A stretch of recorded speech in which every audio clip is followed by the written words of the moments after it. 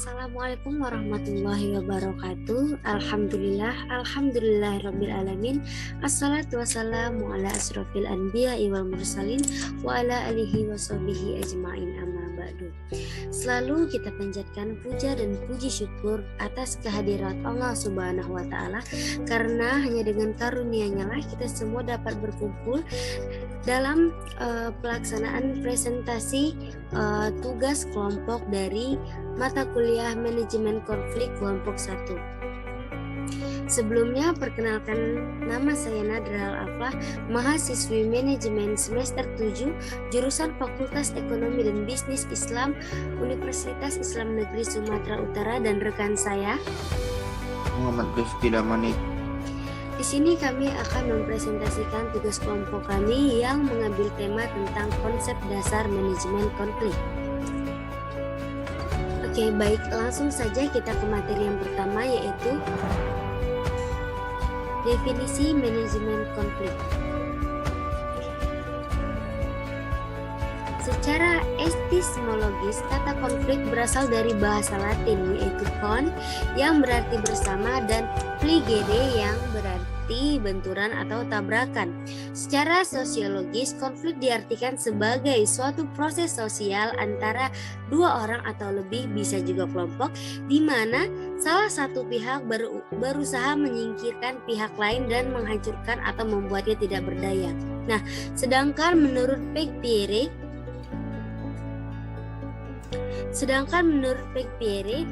konflik adalah kegiatan yang sifatnya kompetisi atau berlawanan dari suatu keadaan yang ketidakcocokan, kemudian keadaan atau kegiatan yang antagonis baik dalam bentuk ide, kepentingan ataupun pribadi, kemudian perjuangan akibat dari kebutuhan, dorongan, kebijakan ataupun permintaan yang berlawanan, dan adanya sikap atau kondisi yang bermusuhan.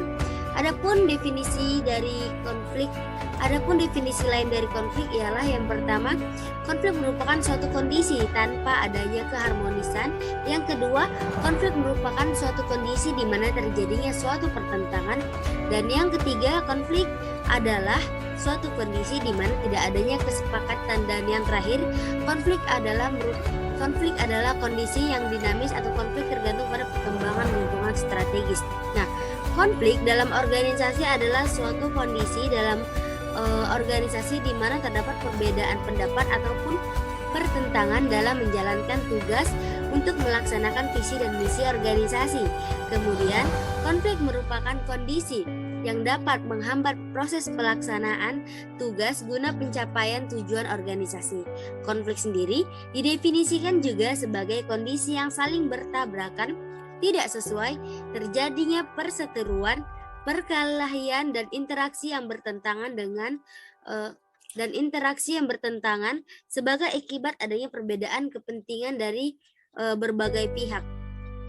Konflik sendiri terjadi dalam kondisi apapun, tidak terbatas tempat, waktu, ataupun subjek. Nah, dari beberapa definisi di atas, menurut penulis, konflik adalah suatu kondisi di mana seseorang mengalami ketidakcocokan dengan apa yang seseorang inginkan ataupun butuhkan, sehingga membutuhkan suatu pemecahan masalah tersebut melalui perjuangan baik yang bersifat perorangan, kelompok maupun negara. Kemudian materi yang selanjutnya ialah unsur-unsur konflik.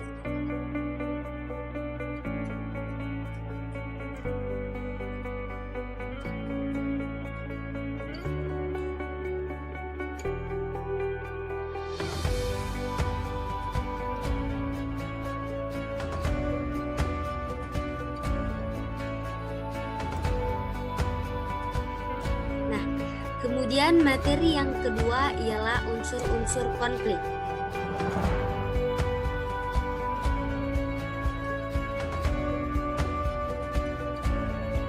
Nah, unsur-unsur konflik terdiri atas tiga subjek. Yang pertama yaitu adalah aktor, yang kedua objek, yang ketiga situasi. Nah, aktor merupakan minimal terdapat dua pihak yang bersengketa.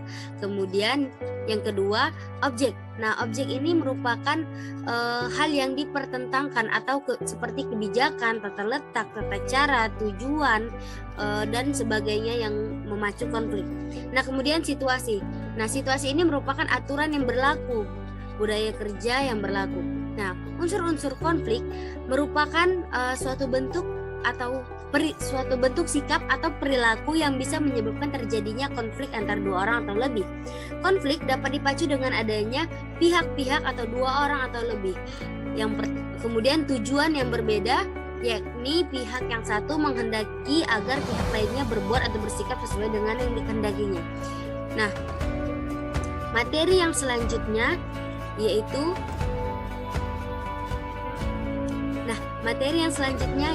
kategori konflik.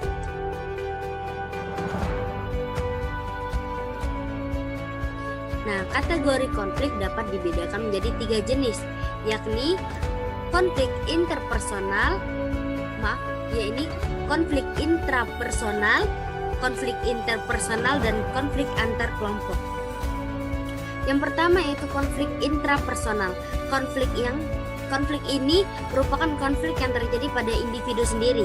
Keadaan ini merupakan masalah internal untuk mengklarifikasi nilai dan keinginan dari konflik yang terjadi. Nah, hal ini sering dimanifestasikan sebagai akibat dari kompetisi peran. Nah, yang kedua yaitu konflik interpersonal.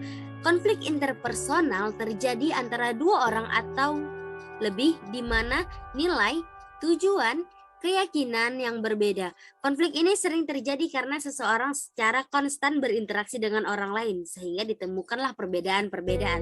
Nah, kemudian yang ketiga ataupun yang terakhir yaitu konflik antar kelompok atau intergroup. Konflik yang terjadi antara dua orang atau lebih bahkan kelompok, departemen ataupun organisasi. Nah, sumber konflik jenis ini adalah hambatan dalam mencapai kekuasaan dan otoritas atau kualitas jasa layanan serta keterbatasan prasarana. Konflik yang terjadi pada suatu organisasi merefleksi konflik intrapersonal, interpersonal, dan antar kelompok. Kemudian bentuk-bentuk konflik. Nah, secara garis besar berbagai konflik dalam masyarakat dapat diklasifikasikan ke dalam beberapa bentuk konflik. Nah, berdasarkan sifatnya, konflik dapat dibedakan menjadi dua. Yang pertama yaitu konflik destruktif dan yang ketiga konflik konstruktif. Nah, konflik destruktif merupakan konflik yang muncul karena adanya perasaan tidak senang, rasa benci dan dendam dari seseorang ataupun kelompok terhadap pihak lainnya. Pada konflik ini terjadi bentrokan-bentrokan fisik yang mengakibatkan hilangnya nyawa dan harta benda seperti konflik Poso, Ambon, Kupang, Sambas, dan lainnya. Nah, kemudian konflik konstruktif. Konflik ini merupakan konflik yang bersifat fungsional. Konflik ini muncul karena adanya perbedaan pendapat dari kelompok-kelompok dalam menghadapi suatu permasalahan. Nah, konflik ini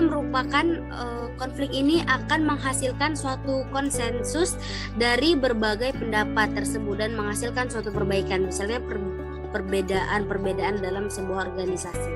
Nah, adapun materi yang selanjutnya yaitu faktor-faktor penyebab konflik. Nah, materi ini akan disampaikan oleh rekan saya Muhammad Rifki Damanik. Kepada saudara saya persilahkan. Baiklah, saya akan menjelaskan materi selanjutnya yaitu tentang faktor penyebab konflik. Setelah mengetahui pengertian konflik, ada beberapa yang perlu kita ketahui yang mana faktor tersebut bisa menyebabkan terjadinya konflik. Ada berbeda cara menyikapinya dan penyelesaiannya. Berikut faktor penyebab konflik, yaitu yang pertama, faktor penyebab terjadinya konflik adalah adanya saling bergantungan. Contohnya seperti ketergantungan dalam pekerjaan ataupun organisasi. Kemudian, penyebab konflik ialah perbedaan tujuan. Perbedaan tujuan yang terdapat di antara satu bagian dengan bagian yang lain yang tidak sepaham bisa menjadi faktor penyebab munculnya konflik. Kemudian, faktor penyebab konflik yaitu perbedaan persepsi atau pendapat. Dalam hal menghadapi suatu masalah, perbedaan persepsi yang ditimbulkan ini menyebabkan munculnya suatu konflik. Kemudian, penyebab konflik selanjutnya ialah salah paham. Salah paham juga merupakan salah satu hal yang dapat menimbulkan konflik. Kemudian, salah satu atau kedua belah pihak merasa dirugikan tindakan salah satu, mungkin dianggap merugikan yang lain, atau masing-masing merasa dirugikan oleh pihak yang lainnya. Kemudian, perasaan yang terlalu sensitif, mungkin tindakan seseorang adalah wajar, tetapi oleh pihak lain yang dianggap merugikan. Jadi kalau dilihat dari sudut hukum atau etika yang berlaku, sebenarnya tindakan ini tidak termasuk perbuatan yang salah.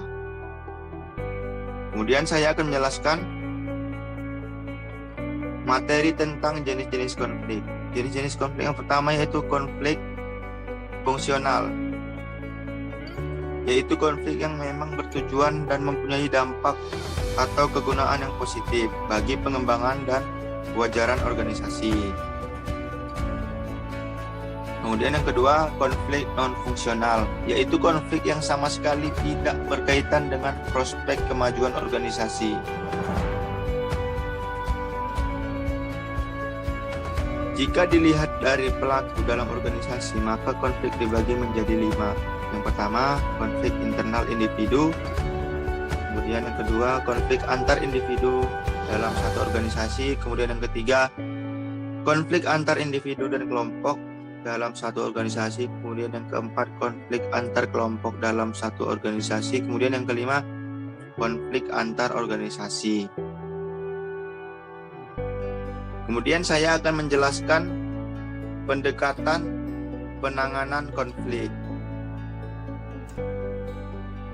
Pengendalian konflik dilakukan melalui pendekatan musyawarah campur tangan pihak ketiga. Yang pertama itu musyawarah. Musyawarah dilakukan agar pihak-pihak yang bertentangan dapat mencari penyelesaian terbaik bagi masalah yang sedang dihadapi, bukan mencari kemenangan sepihak. Kemudian,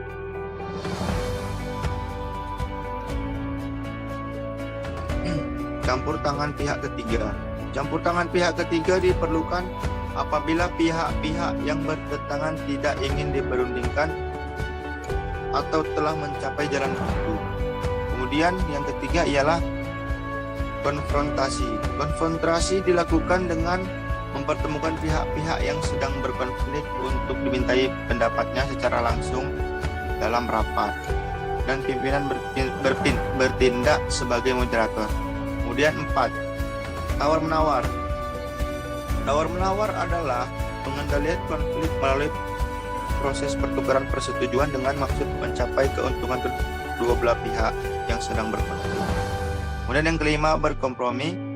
Pendekatan kompromi dilakukan untuk mengatasi konflik dengan cara pencarian jalan tengah. Kemudian saya akan menjelaskan tentang hubungan konflik dengan kinerja. Konflik dan kinerja memiliki hubungan yang sangat erat, tetapi bukan merupakan kondisi sebab akibat. Menurut Indrianti, untuk mengetahui bagaimana konflik dapat mempengaruhi kinerja, maka dilihat dari jenis-jenis konfliknya itu sendiri, yaitu yang pertama, konflik fungsional. Konflik ini bersifat konstruktif, artinya dapat memperbaiki kualitas keputusan yang diambil, merangsang kreativitas dan inovasi, mendorong perhatian dan keingintahuan di antara anggotanya. Kemudian yang kedua, konflik disfungsional. Konflik ini terjadi karena adanya salah satu pihak yang tidak melakukan fungsi sebagaimana yang seharusnya, sehingga akan menghambat aktivitas secara keseluruhan.